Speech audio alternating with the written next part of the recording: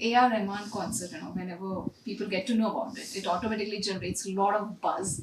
But tell me, as an artist, what energies do you have? Do you feel excited? Do you feel nervous about these live performances? It's no, it's exciting to interpret your songs in front of people who love your music, and I see myself as the first audience, and I see why I should not get bored, and how not to get bored, and what decisions I should take to make this an exciting thing.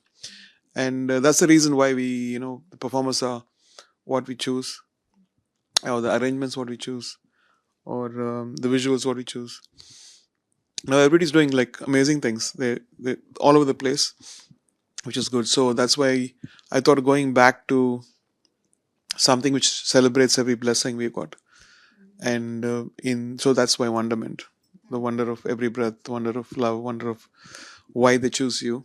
Okay, okay, that's great. So tell me, what can fans expect from this, tour, Wonderment Tour? Wonderment, hopefully. You're going to put them into that magical Yeah, I think that's the whole idea. The wonderland. the wonderment lens over everything, Yes. right?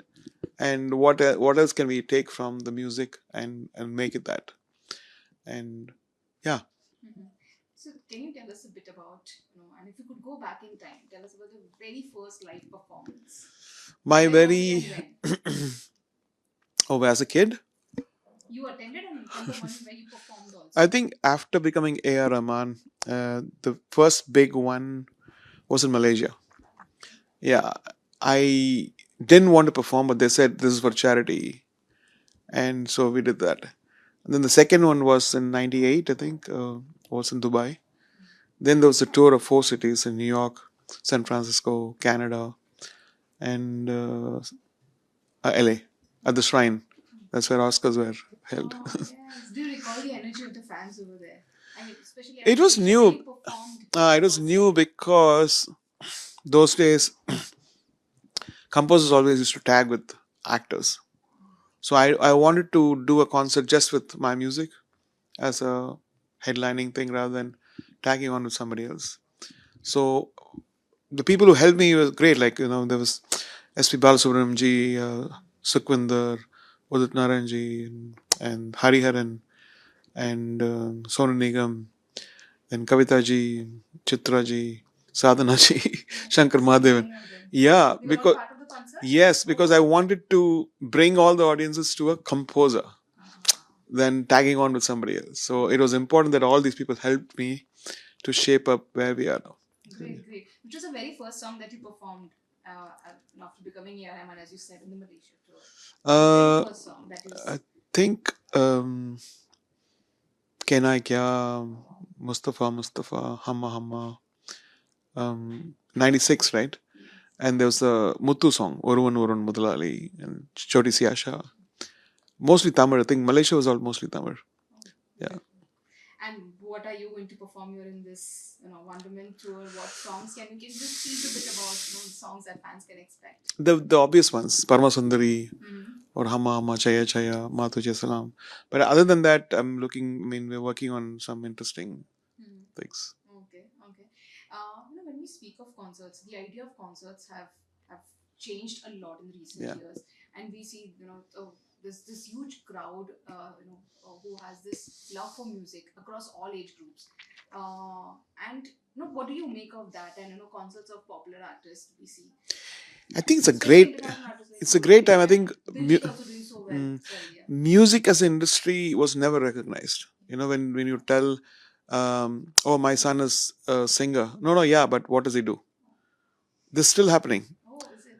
And now when all these things are happening, there's so many pockets of independent bands making it to Coachella, and you see all that stuff happening. It's a great time, and this is one of my dreams that it should happen, and it's happening now. People are winning Grammys, and all that stuff is happening, and India has that culturally. And now the important thing is to how much can we spread out in the world, which is dominated by Western culture, Mm-hmm. because people are looking at an alternate culture, and then if we pull up our stuff, I think we have an option to be liked by everyone. There's already great fans in Russia or Japan and all this. So And music can play a great role. correct. because there is a universality about. True, Yeah. true. So what is that message or emotion that you would want fans to take from your music? No, I'm very grateful if they come turn up to the concert Relatable. and enjoy the concert. We're trying our very best to satisfy you and pray that you have great fun and love. Thank you for buying the tickets. Please, if you've not bought the tickets, come in, love the concert and be a part of it. Because now audience plays, they're singing along, Mm. though they're also an instrument to the concert now. In most of the concerts you see, they know the song, they're singing along, even for the Coldplay one or Ed Sheeran. Or it's nice to see that whole aspect, the interactive involvement, immersivity of souls together. Almost like they're in a shrine singing a bhajan together. Yeah, but then the reason I asked you this is because your music has, there is this inherent quality of touching, the soul also Thank you. through your music. So in that sense, do you think music has that quality or that especially your music? Thank you. Basically, if you look at my whole 32 years, it is uh, to find the source of truth within your art. Every breath of it connects you to, like they say, like there's a famous Rumi poetry. Why was the flute crying? Because it got cut from its source. So a source is like whatever you worship, whatever you celebrate, you need to recognize the marvel of creation. Marvel of creation, the sea and this, and the birds and the animals and the trees and mountains and all that stuff. I think that itself is a marvel. And so you want to be connected with that nature. You want to be one with that. And that makes you even more bigger, even more purer, even more uh, wonderful, like Wonderment. So there's no, I mean, very rarely, we see artists, especially in today's time, understand the importance of, using music in the right way.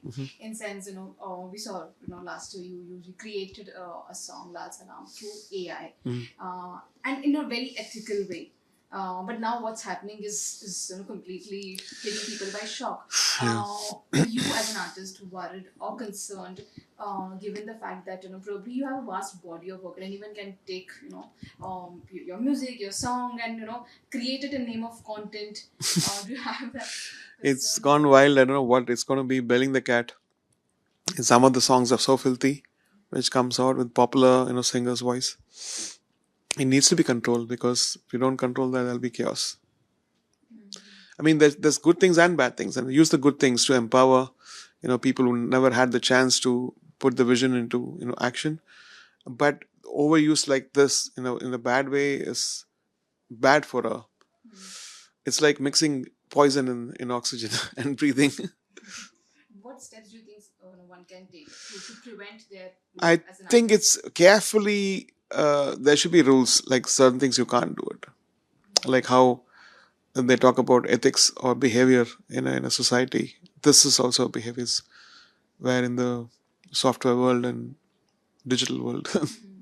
Outside of concert, what we also see is your work in movies. That's also generating a lot of buzz.